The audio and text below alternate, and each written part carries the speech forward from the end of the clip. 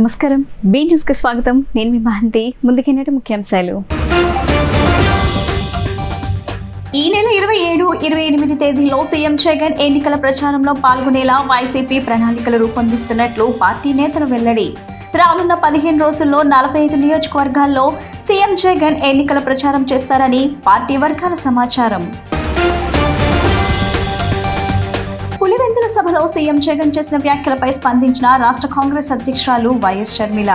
చెల్లెలు కట్టుకున్న చీర గురించి సీఎం జగన్ సభలో మాట్లాడటం ఎంత దారుణమని ఆవేదన. పసుపు చీర కట్టుకున్నానని చంద్రబాబుకు మోకరిల్లుతున్నానని సీఎం హోదాలో అనటం సిగ్గుచేటని ఆగ్రహం.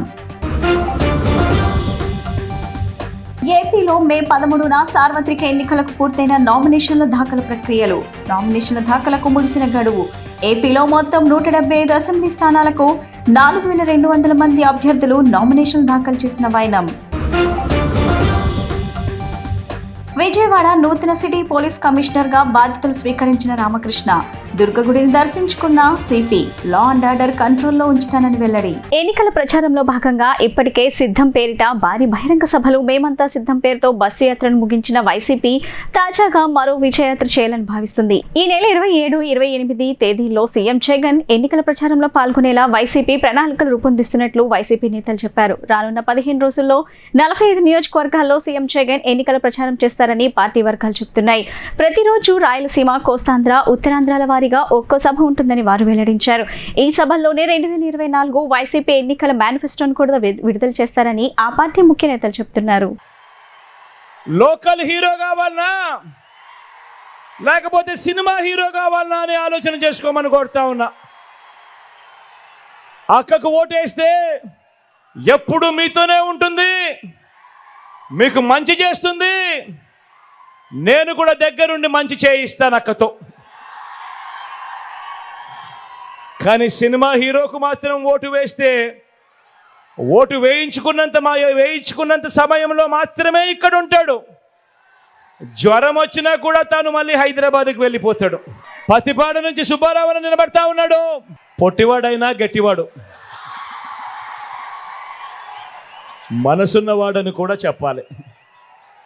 సుబ్బారావు అన్నకు మీ చల్లని దీవెనలు, ఆశీస్సులు అన్నపై ఉంచవలసిందిగా సవినయంగా ప్రార్థిస్తాను. పులివెందుల సభలో సీఎం జగన్ చేసిన వ్యాఖ్యల పట్ల రాష్ట్ర కాంగ్రెస్ అధ్యక్షురాలు వైఎస్ షర్మిల స్పందించారు. చెల్లెలు కట్టుకున్న చీర గురించి సీఎం జగన్ సభలో మాట్లాడటం ఎంత దారుణమని ఆవేదన వ్యక్తం చేశారు. పసుపు చీర కట్టుకున్నానని చంద్రబాబుకు మోకరిల్లుతున్నానని సీఎం హోదాలో అనడం సిగ్గుచేటని పేర్కొన్నారు. ఇన్నాళ్లు వైసీపీ శ్రేణులు సోషల్ మీడియాలో ఇబ్బంది పెట్టాయని, ఇప్పుడు ముఖ్యమంత్రి కూడా మాట్లాడుతున్నారని విమర్శించారు. చెల్లి గురించి ఇలా మాట్లాడారంటే సభ్యత, సంస్కారం ఉన్నట్ట అని షర్మిల ప్రశ్నించారు. ఏపీలో మే 13న సార్వత్రిక ఎన్నికలు జరగనుండగా నామినేషన్ల దాఖలు ప్రక్రియ పూర్తయింది. నామినేషన్ దాఖలకు గడువు ముగిసింది. ఏపీలో మొత్తం 175 అసెంబ్లీ స్థానాలు ఉండగా 4210 మంది అభ్యర్థులు నామినేషన్లు దాఖలు చేశారు. రాష్ట్రంలో 25 లోక్సభ స్థానాలకు 731 మంది అభ్యర్థుల నుంచి నామినేషన్లు అందాయి. కాగా ఏప్రిల్ 26 నామినేషన్లను పరిశీలించనున్నారు. నామినేషన్ల ఉపసంహరణకు ఏప్రిల్ 29 వరకు అవకాశం ఉంది. దేశంలో ఈసారి సార్వత్రిక ఎన్నికలను 7 దశల్లో నిర్వహిస్తుండడం తెలిసిందే. 4వ దశలో ఏపీలో ఎన్నికలు జరగనున్నాయి. రాష్ట్రంలో అసెంబ్లీ, లోక్సభకు ఒకే విడతలో ఎన్నికలు నిర్వహించనున్నారు. జూన్ 1న 7వ విడత పోలింగ్ జరగనుండగా జూన్ 4న దేశవ్యాప్తంగా ఓట్ల లెక్కింపు జరపనున్నారు.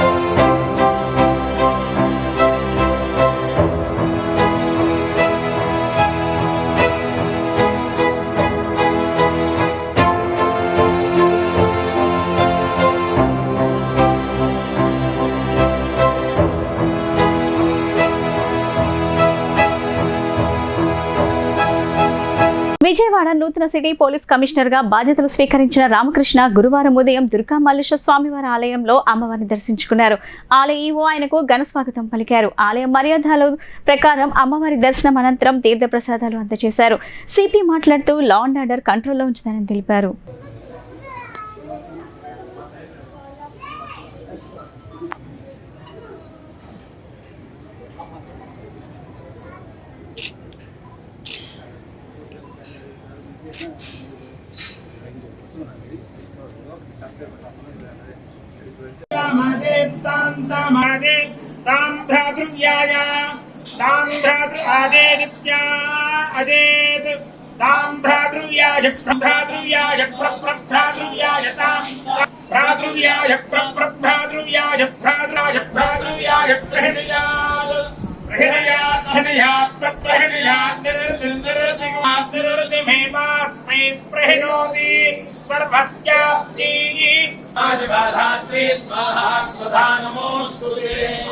महालक्ष्मी महासरस्वती स्वरूपिणी कनकदुर्गाम्बा परदेवता अनुग्रह प्रसादेन सकल कार्य विघ्नेता सिद्धिद्वारा मनस्थैर्य सिद्धिद्वारा सकल श्रेयो सुधा सृष्टि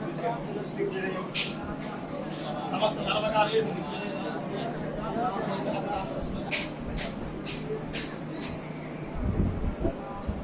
सर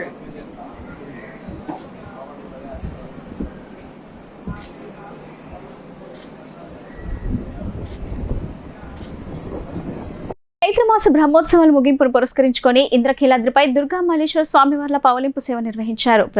ప్రదోష కాలంలో స్వామివారికి పంచహారతుల అనంతరం ద్వాదశ ప్రదక్షిణలు చేశారు. దుర్గా మల్లేశ్వర స్వామివార్ల ఉత్సవమూర్తులను ప్రత్యేకంగా అలంకరించిన పల్లకిపై ఊరేగిస్తూ స్వామివారి ఆలయం చుట్టూ 12 పర్యాయాలు ప్రదక్షిణలు చేశారు. చైత్రమాస బ్రహ్మోత్సవాల ముగింపును పురస్కరించుకొని ఇంద్రకీలాద్రిపై దుర్గా మల్లేశ్వర స్వామివార్ల పవలింపు సేవలో దుర్గా మల్లేశ్వర స్వామివార్లకు ఆలయ ఈవో కెఎస్ రామారావు పూజలు నిర్వహించారు. ఆలయ స్థానాచార్య శివప్రసాద్ శర్మ, మల్లేశ్వర స్వామివార్ల ఆలయ ప్రధాన అర్చకులు మల్లేశ్వర శాస్త్రి, వైదిక కమిటీ సభ్యులు యజ్ఞనారాయణమూర్తి, వేద పండితులు ప్రదక్షిణల్లో పాల్గొన్నారు. పంచమహావాద్యం, వేద పఠనం, స్తోత్ర పఠనం, భేరి, కొమ్ముభూర, కాంస్యనాదం, వీణనాదం, మురళీనాదం, గానం, నృత్యం, మౌనంతో ఆలయ అర్చకులు, వేద పండితులు ప్రదక్షిణలు నిర్వహించారు. ఆయా ప్రదక్షిణ ప్రాధాన్యత గురించి వేద పండితులు చక్కటి వ్యాఖ్యానంతో భక్తులకు వివరించారు. అధికారులు, సిబ్బందితో పాటు ఉభయదాతలు, భక్తులు పెద్ద ఎత్తున పాల్గొన్నారు. అనంతరం మల్లేశ్వర స్వామివారి ఆలయ సమీపంలోని అద్దాల మండపంలో పవలింపు సేవ జరిగింది. శ్రీ లక్ష్మీ నరసింహ స్వామివారి చంద్ర మహోత్సవాలు ప్రారంభమయ్యాయి. ఈ ఉత్సవాల్లో స్వామివారికి ప్రత్యేక పూజలు, అభిషేకాలు, గరుడ సేవా కార్యక్రమం వంటి ప్రత్యేక కార్యక్రమాలు నిర్వహిస్తున్నట్లు ఉత్సవాల నిర్వాహకులు తెలిపారు. శ్రీ లక్ష్మీ నరసింహ స్వామివారి చంద్ర మహోత్సవాలు పాతబస్తీలోని నెహ్రూ బొమ్మ సెంటర్లో గురువారం నుండి ప్రారంభమయ్యాయి. ఈ సందర్భంగా ఉత్సవాల నిర్వాహకులు పోలవరపు సత్యనారాయణ మాట్లాడుతూ శ్రీ వరాహ లక్ష్మీ నరసింహ స్వామివారి చంద్ర మహోత్సవాలను తమ కుటుంబీకుల ఆధ్వర్యంలో గత 22 సంవత్సరాలుగా ఉత్సవాలు నిర్వహిస్తున్నట్లు తెలిపారు. ఈ రోజు ప్రారంభమైన 22వ వార్షికోత్సవ చంద్ర మహోత్సవం 16 రోజుల పాటు జరుగుతాయని, స్వామివారికి ప్రత్యేక పూజలు, అభిషేకాలు వంటి కార్యక్రమాలు ఘనంగా చేస్తున్నట్లు తెలిపారు. ఈ నెల 25వ తేదీ నుండి ప్రారంభమైన ఈ ఉత్సవాలు మే 10వ తేదీ వరకు 16 రోజుల పాటు జరుగుతాయని, అంగరంగ వైభవంగా స్వామివారిని మేళతాళాలతో, విద్యుత్ కాంతులతో, నృత్య బృందాలతో స్వామివారిని ఊరేగింపు అనంతరం ఉత్సవాలు ముగుస్తాయని తెలిపారు. గత 22 సంవత్సరాలు బట్టి సింహవాదిరప్పన్న గంధవల్పు మోక్షాలు మేము దగ్గరుండి మా అన్నదమ్ములు మొత్తం కలిపి స్వామివారి పూజలు ఈ 16 రోజులు రంగరంగ వైభవంగా మేము చేసుకుంటున్నాం. అలాగా మాకు సహకరించిన కొత్తపేట శ్రీనివాసమాల సబ్జెక్టులందరూ, సేవకులు, మా కమిటీ మెంబర్స్, ఆడపిల్లలు మరియు కుటుంబ సభ్యులు అందరూ కలిపి ఈ పండగని రంగరంగ వైభవంగా చేసుకుంటున్నాం. పోలవరపు భవానీ అండి. మా ఇంటి ఇలవేల్పు సింహాద్రప్పన్న. 22 సంవత్సరాల నుంచి మేము ఏటేటా ప్రతి సంవత్సరం చాలా అందంగా చేస్తామండి పండగ. మా కుటుంబ సభ్యులు అందరం కలిసి చాలా ఘనంగా జరుపుకుంటామండి ఈ పండగ. అంతే. కులదైవండి సింహాద్రప్పన్న. మేము 22 సంవత్సరాలు బట్టి మేము ఎప్పుడూ గణోత్సవాలు చేసుకుంటాం. మా ముగ్గురు అబ్బాయిలు కలిపి చేసుకొని మేము సింహాచలం వెళ్తాం. విజయవాడ పశ్చిమ నగరంలో రాజకీయ సమీకరణలు వేగంగా మారుతున్నాయి. పశ్చిమ అభ్యర్థి సుజనా చౌదరి సమక్షంలో వైకాపా కాంగ్రెస్ నాయకులు బీజేపీలో చేరారు. ఈ పరిణామాలతో పశ్చిమ నియోజకవర్గంలో ఎన్డీఏ కూటమికి ఉత్సాహం రెట్టింపైంది. కాంగ్రెస్ పార్టీ నాయకులు కార్యకర్తలు, వైసీపీ నాయకులు కార్యకర్తలు, యువత బీజేపీలో చేరటం తనకు ఎంతో ఉత్సాహాన్ని ఇచ్చిందని పశ్చిమ బీజేపీ అభ్యర్థి సుజనా చౌదరి అన్నారు. గురువారం సాయంత్రం బీజేపీ కార్యాలయంలో పెద్ద ఎత్తున నాయకులు, కార్యకర్తలు, యువత సుజనా చౌదరి సమక్షంలో బీజేపీ పార్టీలో చేరారు. ఈ కార్యక్రమంలో సుజనా చౌదరి మాట్లాడుతూ సీనియర్ నాయకులు పోతిన వెంకటేశ్వరరావు ఆధ్వర్యంలో వారి బంధువులు, బంధుగణం, మిత్రులు బీజేపీ పార్టీలోకి రావటం ఆనందంగా ఉంది అన్నారు. అదేవిధంగా పెద్ద ఎత్తున వైసీపీ యువత తమ పార్టీలో చేరటం మరింత ఉత్సాహాన్ని ఇచ్చిందని అన్నారు. రాష్ట్రంలో వైసీపీ అరాచక పాలన పోయి కూటమి పాలన రావాలని ప్రజలు కోరుకుంటున్నారని, రాష్ట్రం అభివృద్ధి చెందాలంటే కూటమి అభ్యర్థులకు ఓట్లు వేసి గెలిపించాలని ఆయన ప్రజలకు విజ్ఞప్తి చేశారు. ఈ కార్యక్రమంలో బీజేపీ నాయకులు అరుణ్ సింగ్, మర్రి శశిధర్ రెడ్డి, మాజీ రాష్ట్ర బీజేపీ అధ్యక్షుడు సోము వీర్రాజు తదితరులు పాల్గొన్నారు. నమస్కారం అండి. ముఖ్యంగా ఈ రోజు పెద్దలు పూజ్యులు పోతిన వెంకటేశ్వరరావు గారు, వారి మిత్ర బృందం, బంధువర్గం అందరూ కూడా భారతీయ జనతా పార్టీలో జాయిన్ అయిన సందర్భంగా అందరికంటే చాలా ఓల్డ్ ఫ్రెండ్, మా ఫ్యామిలీకి చాలా క్లోజ్ అయిన మరి చెన్నారెడ్డి గారి అబ్బాయి మరి శశిధర్ రెడ్డి గారు కూడా ఆ కార్యక్రమం కోసం ప్రత్యేకంగా వచ్చి పోతిన వెంకటేశ్వర గారి గురించి నాకు చాలా సంతోషంగా ఉంది. అదే సందర్భంగా ఈరోజు కొంతసేపు నాతో పాటు ప్రచారానికి కూడా వారు వస్తానికి అంగీకరించారు. చాలా సంతోషం. అది మనతో పాటు ఈరోజు అందరూ పెద్దలందరూ ఉన్నారు. ఎట్టి పరిస్థితుల్లోనూ ఈ అరాచక పాలన పోయి మంచి పాలన రావాలి అని ప్రజలు కోరుకుంటున్నారు.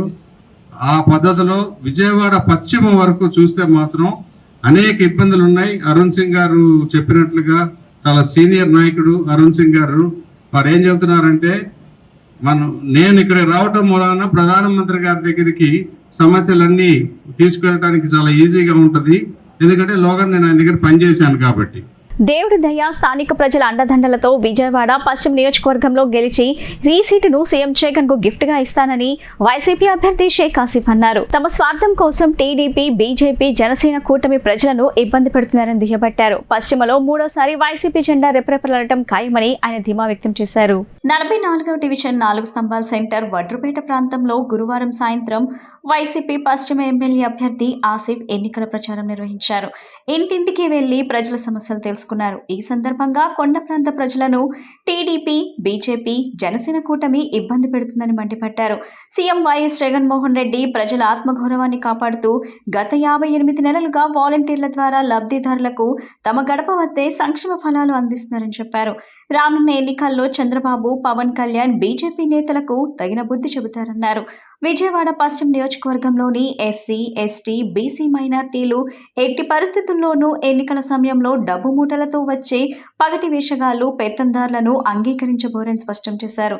ప్రతి గడపకు సంక్షేమ ఫలాలు అందించిన సీఎం వైఎస్ జగన్ ను మరోసారి ముఖ్యమంత్రిని చేసుకునేందుకు ప్రజలు సిద్ధంగా ఉన్నారని తెలిపారు. ఇప్పటికే పశ్చిమ నియోజకవర్గంలో పెద్ద ఎత్తున అభివృద్ధి పనులు చేశామని, అర్హులందరికీ ఇళ్ల పట్టాలు, జగనన్న ఇల్లు, టిట్కో ఇల్లు ఇచ్చామని వివరించారు.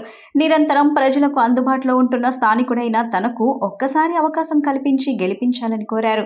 ఈ కార్యక్రమంలో కార్పొరేటర్లు మైలవరపు రత్నకుమారి, ఎలకల చలపతిరావు, వైసీపీ రాష్ట్ర సహాయ కార్యదర్శి మైలవరపు దుర్గారావు, తంగెళ్ల రాము విశ్వనాథ్ రవి, అమలాపురం రామలక్ష్మి, వీరజాల మధు తదితరులు పాల్గొన్నారు.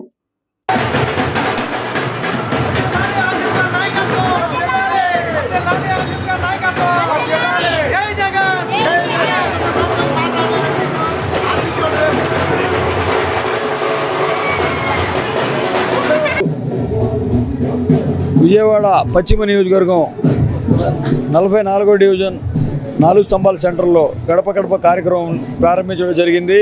కార్పొరేటర్ మైలవరపు రత్నకుమారి గారు, అలాగే మైలవరపు దుర్గారావు గారి ఆధ్వర్యంలో ఈ యొక్క గడప గడప కార్యక్రమంలో ప్రతి చోట వెళ్ళి సమస్యలు అడిగి తెలుసుకుంటున్నాం. మంచి స్పందన వస్తుంది. ప్రజలందరూ మళ్ళీ జగనన్నకే మేము మద్దతు పలుకుతాం, జగనన్నని మేము గెలిపించుకుంటామని చెప్పడం జరుగుతుంది.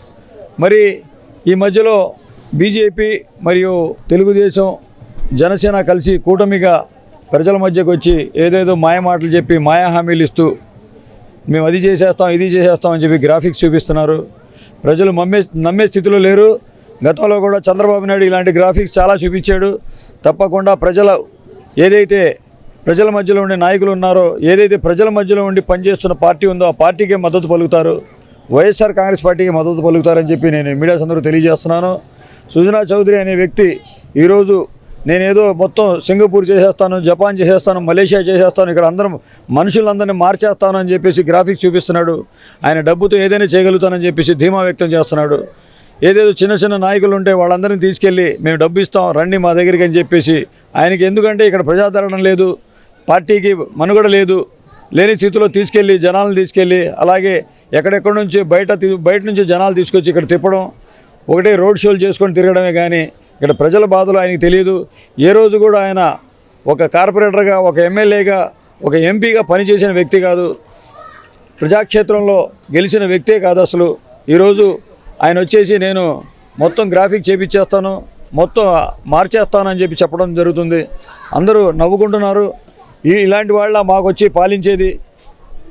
ఈరోజు ఇక్కడ ఉంటారు, రేపు ఢిల్లీలో ఉంటారు. ఇక్కడ స్థానిక ప్రజలకి ఏ సమస్య వచ్చినా సరే లేనిపోయిన అవస్థలు పడాల్సి వస్తుంది. అందుకోసమే ఒకసారి ఆలోచించి స్థానికంగా వైఎస్ఆర్ కాంగ్రెస్ పార్టీ తరఫున ఎమ్మెల్యే అభ్యర్థిగా పోటీ చేస్తున్నాను.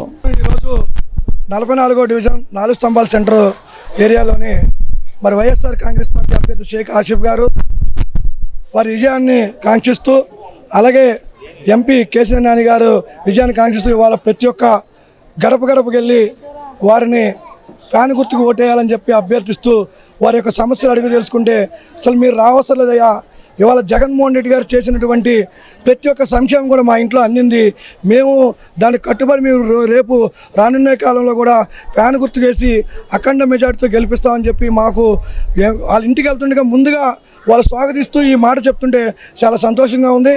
అలాగే ఈ యొక్క 44వ డివిజన్లో ఉన్నటువంటి ఈ 4 స్తంభాల సెంటర్ కొండ ప్రాంతంలో మరి ఎన్నో మెట్ల మార్గాలు లేక చాలా దాదాపు గతంలో టీడీపీ ప్రభుత్వంలోనే అనేకమైనటువంటి ఇబ్బందులు పడ్డామయ్యా, మీరు వచ్చారు, మాకు చక్కటైనటువంటి మెట్లు, డ్రైన్లు, స్ట్రీట్ లైట్లు, అలాగే కమ్యూనిటీ హాల్స్ అన్నీ కట్టి మాకు అన్ని విధాలుగా అందుబాటులో ఉంటున్నాయి, మీకు కాదు ఎవరికేస్తామని చెప్పి మమ్మల్ని ఆశీర్వదిస్తూ వాళ్ళ మాటలు మాట్లాడుతుంటే చాలా సంతోషంగా ఉంది.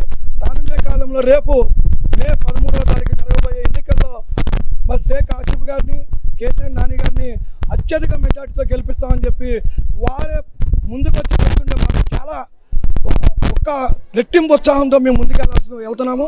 అదేవిధంగా రానున్న కాలంలో కూడా జగన్మోహన్ రెడ్డి గారి ఆశీస్సులతో, జగన్మోహన్ రెడ్డి గారి యొక్క నాయకత్వంలో, ఆసిఫ్ గారి యొక్క ఆశీస్సులతో ఈ యొక్క 44వ డివిజన్లో ఇంకా అనేకమైనటువంటి అభివృద్ధి చేసుకోవడానికి మంచి అవకాశాలు కల్పించే విధంగా ఈ యొక్క 44వ డివిజన్లో ఉన్న ప్రజానీకం అందరూ కూడాను ఫ్యాన్ గుర్తుపై ఓటేసి అఖండ మెజార్టీతో గెలిపిస్తారని చెప్పి మనస్ఫూర్తిగా కోరుకుంటూ ఈరోజు ఈ యొక్క కార్యక్రమానికి ఇచ్చేసినటువంటి 44వ డివిజన్లో ఉన్న వైఎస్ఆర్ కాంగ్రెస్ పార్టీ కార్యకర్తలు, అభిమానులు, అలాగే వైఎస్ఆర్ కుటుంబ సభ్యులందరూ కూడా పేరు పేరున హృదయపూర్వక ధన్యవాదాలు తెలియజేస్తున్నాను. ఆంధ్రప్రదేశ్ రాష్ట్రాన్ని గంజాయి రాష్ట్రంగా మార్చిన ఘనుడు వైఎస్ జగన్మోహన్ రెడ్డి అని తూర్పు నియోజకవర్గం ఉమ్మడి టీడీపీ ఎమ్మెల్యే అభ్యర్థి గద్దె రామ్మోహన్ దుయ్యబట్టారు. జగన్ ప్రభుత్వంతో ఆంధ్ర రాష్ట్ర ప్రజలు విసుగు చెందిపోయారని, కూటమి ప్రభుత్వానికి స్వచ్ఛందంగా మద్దతు తెలుపుతున్నారని వ్యాఖ్యానించారు. తూర్పు నియోజకవర్గం ఉమ్మడి టీడీపీ ఎమ్మెల్యే అభ్యర్థి గద్దె రామ్మోహన్ ఎన్నికల ప్రచారంలో భాగంగా 12వ డివిజన్ అశోక్ నగర్ పండ్రీపురం ఏరియా నుండి ప్రజా దీవెన యాత్ర ప్రచార కార్యక్రమం నిర్వహించడం జరిగింది. ప్రతి ఒక్కరిని ఆప్యాయంగా పలకరిస్తూ ఓట్లను అభ్యర్థించారు. ఈ సందర్భంగా గద్దె రామ్మోహన్ మాట్లాడుతూ, ఈ రాష్ట్రంలో వైఎస్ఆర్ కాంగ్రెస్ పార్టీ అధికారంలోకి వచ్చినప్పటి నుండి గంజాయి, కల్తీ మద్యం భారీగా చలామణి అవుతుందన్నారు. ఆంధ్రప్రదేశ్ రాష్ట్రాన్ని మాఫియా రాష్ట్రంగా మార్చారని ఎద్దేవా చేశారు. జగన్ ప్రభుత్వంతో ఆంధ్ర రాష్ట్ర ప్రజలు విసుగు చెందిపోయారని, కూటమి ప్రభుత్వానికి స్వచ్ఛందంగా మద్దతు తెలుపుతున్నారని వ్యాఖ్యానించారు. జగన్ రెడ్డిని నమ్మే పరిస్థితుల్లో రాష్ట్ర ప్రజలు లేరని, జగన్ను గద్దెదించడానికి ప్రజలు సిద్ధంగా ఉన్నారని చెప్పారు. అనంతరం జనసేన నాయకులు అమ్మిశెట్టి వాసు మాట్లాడుతూ, కూటమి ప్రభుత్వంతోనే అభివృద్ధి సంక్షేమం సాధ్యమని, నియోజకవర్గ ప్రజలందరూ సైకిల్ గుర్తుపై ఓటు వేసి గద్దె రామ్మోహన్ ను గెలిపించుకుంటామని అంటున్నారని చెప్పారు. జనసేన అధినేత పవన్ కళ్యాణ్ జరగబోయే అభివృద్ధిని దృష్టిలో ఉంచుకొని రాక్షస పాలనను తరిమి కొట్టాలనే ఉద్దేశంతో కూటమితో జతకట్టడం జరిగిందని తెలిపారు. తమ అధినాయకుడు పిలుపు మేరకు తామంతా కూటమి అధికారంలోకి రావడానికి కృషి చేస్తామని స్పష్టం చేశారు. ఈ కార్యక్రమంలో తెలుగుదేశం, జనసేన, బీజేపీ నాయకులు, కార్యకర్తలు పెద్ద ఎత్తున పాల్గొన్నారు. డ్రగ్స్ ఇవాళ 1,00,000 కోట్ల విలువ చేసే డ్రగ్స్ మన ఆంధ్ర రాష్ట్రానికి వచ్చినాయంటే ఈ ముఖ్యమంత్రి తన సొంత బాబాయ్ మరణం మీద స్పందించని ముఖ్యమంత్రి. 5 సంవత్సరాలు ముఖ్యమంత్రిగా ఉండగా కూడా తన సొంత బాబాయిని ఎవరు చంపారో ఆయన నోటితో చెప్పట్లేదు. కానీ సిబిఐ దర్యాప్తు చేసి మొత్తం కూడా రిపోర్ట్ పెట్టింది.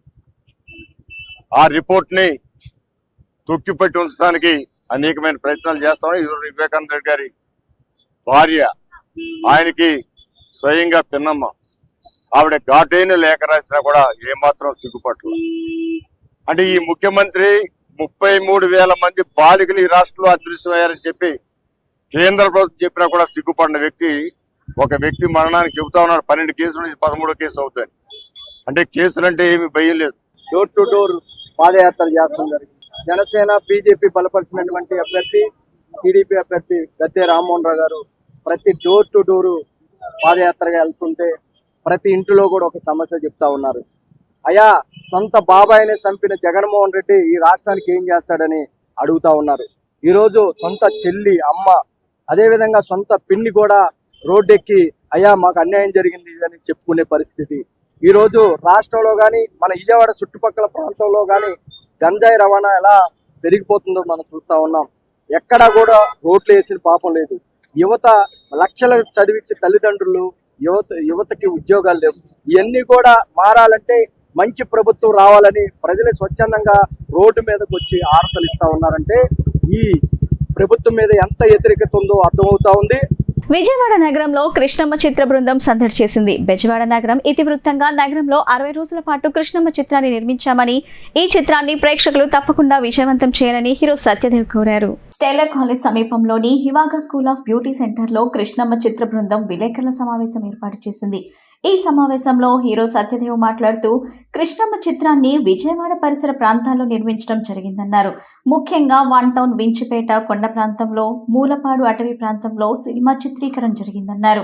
ఈ చిత్రంలో తాను వించిపేట భద్ర క్యారెక్టర్లో ప్రేక్షకులకు కనపడతానని చెప్పారు. 3 స్నేహితుల మధ్య జరిగే కథే ఈ చిత్రమని తెలిపారు. మే 3వ తేదీన ఈ చిత్రం ప్రేక్షకుల ముందుకు రానుందని, ఈ చిత్రాన్ని ప్రేక్షకులు విజయవంతం చేయాలని ఆయన కోరారు. ప్రముఖ దర్శకుడు కొరటాల శివ ఈ చిత్రానికి సమర్పకులుగా వ్యవహరిస్తున్నారని, చిత్రంలో ఉన్న కంటెంట్ నుంచి ఆయన ప్రజెంట్ చేయడానికి ముందుకు రావడం ఎంతో సంతోషంగా ఉందని తెలిపారు. అనంతరం దర్శకుడు వివి గోపాలకృష్ణ మాట్లాడుతూ తాను విజయవాడ నగరంలోనే పుట్టి పెరిగానని, విజయవాడ ఇతివృత్తంగా విజయవాడ అందాలను ప్రపంచానికి తెలియజేసే ఉద్దేశంతో కృష్ణమ్మ చిత్రాన్ని నిర్మించినట్లు తెలిపారు. ఈ చిత్రంలో సత్యదేవ్ పాత్ర పవర్ఫుల్ గా ఉంటుందని, ఆయన నటన సహజంగా ప్రేక్షకులకు ఖచ్చితంగా ఆకట్టుకునే విధంగా ఉంటుందని చెప్పారు. స్నేహానికి ఉన్న విలువను కృష్ణమ్మ చిత్రంలో చూపించినట్లు ఆయన వివరించారు. ఈ సినిమాలో 2 హీరోయిన్స్ ఉన్నారని, కథపరంగా వారి పాత్ర కూడా ఎంతో అద్భుతంగా ఉంటుందని చెప్పారు. ఈ చిత్రం ప్రేక్షకులకు కొత్త అనుభూతిని ఇస్తుందని పేర్కొన్నారు. రఘు కుంచే, అర్చన, నందగోపాల్, లక్ష్మణ్, కృష్ణ తదితరులు చిత్రంలో వారి పాత్రలకు న్యాయం చేశారని చెప్పారు.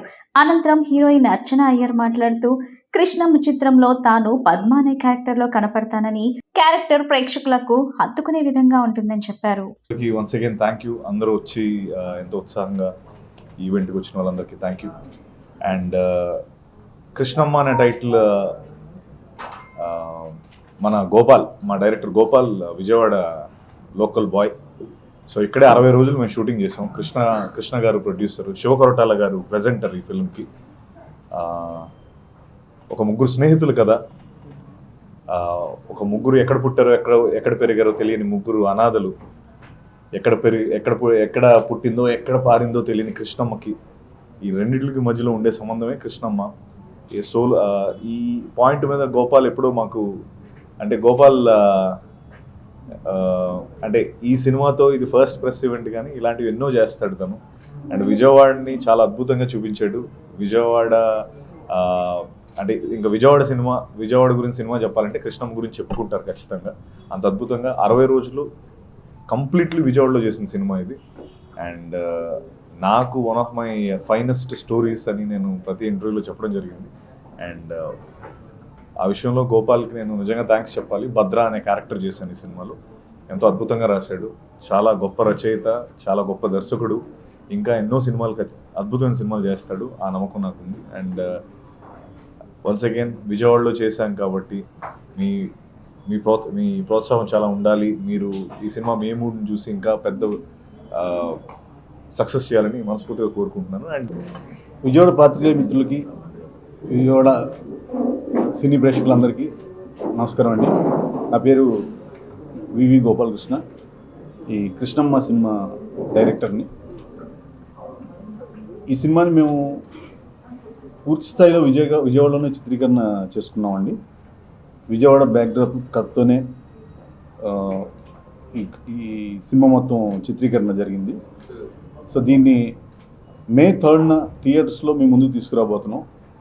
ఖచ్చితంగా ఇది మీ అందరూ ఆదరించే స్థాయిలోనే కథనం సాగుతుంది, మీ అందరికి నచ్చుతుందని ఆశిస్తున్నాము. నమస్కారం, నా పేరు అర్చన అయ్యర్ అండ్ నేను ఇందులో పద్మ అనే క్యారెక్టర్ని ప్లే చేశాను.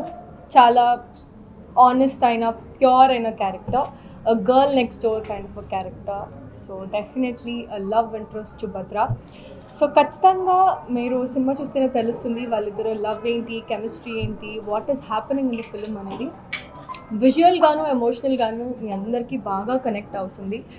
And definitely a worth watch film. So వచ్చాక this story will definitely haunt you for at least మీరు ఆ సినిమా చూసి ఇంటికి వచ్చేంత వరకు కూడా ఈ సినిమా మిమ్మల్ని హాంట్ చేస్తుంది అని మేము అందరం నమ్ముతున్నాము. అండ్ డెఫినెట్లీ మంచి సినిమాల్ని మన తెలుగు ప్రేక్షకులు ఎప్పుడు కూడా సపోర్ట్ చేస్తారు, మంచి స్థాయికి తీసుకెళ్తారు. అండ్ మా సినిమా మీద మాకు ఆ నమ్మకం ఉంది. డెఫినెట్లీ మీరందరూ కృష్ణమ్మని మీ ఇంటి సినిమాగా మీరందరూ దాన్ని తీసుకొని మీరు యూ విల్ సపోర్ట్ us అని భావిస్తున్నాను. వార్తలు ముగించే ముందు ముఖ్యాంశాలు మరోసారి. ఈ నెల 27, 28 తేదీల్లో సీఎం జగన్ ఎన్నికల ప్రచారంలో పాల్గొనేలా వైసీపీ ప్రణాళికలు రూపొందిస్తున్నట్లు పార్టీ నేతలు వెల్లడి. రానున్న 15 రోజుల్లో 45 నియోజకవర్గాల్లో సీఎం జగన్ ఎన్నికల ప్రచారం చేస్తారని పార్టీ వర్గాల సమాచారం. పులివెందుల సభలో సీఎం జగన్ చేసిన వ్యాఖ్యలపై స్పందించిన రాష్ట్ర కాంగ్రెస్ అధ్యక్షురాలు వైఎస్ షర్మిల. చెల్లెలు కట్టుకున్న చీర గురించి సీఎం జగన్ సభలో మాట్లాడటం ఎంత దారుణమని ఆవేదన. పసుపు చీర కట్టుకున్నానని చంద్రబాబుకు మోకరిల్లుతున్నానని సీఎం హోదాలో అనటం సిగ్గుచేటని ఆగ్రహం. ఏపీలో మే 13న సార్వత్రిక ఎన్నికలకు పూర్తయిన నామినేషన్ల దాఖలు ప్రక్రియలు. నామినేషన్ల దాఖలకు ముగిసిన గడువు. ఏపీలో మొత్తం 175 అసెంబ్లీ స్థానాలకు 4200 మంది అభ్యర్థులు నామినేషన్ దాఖలు చేసిన వైనం. విజయవాడ నూతన సిటీ పోలీస్ కమిషనర్ గా బాధ్యతలు స్వీకరించిన రామకృష్ణ. దుర్గగుడిని దర్శించుకున్న సిపి. లా అండ్ ఆర్డర్ కంట్రోల్లో ఉంచుతానని వెల్లడి. ఈ బులెటిన్ ఇంతటితో సమాప్తం. తిరిగి మరో బులెటిన్ కలుద్దాం. నమస్కారం.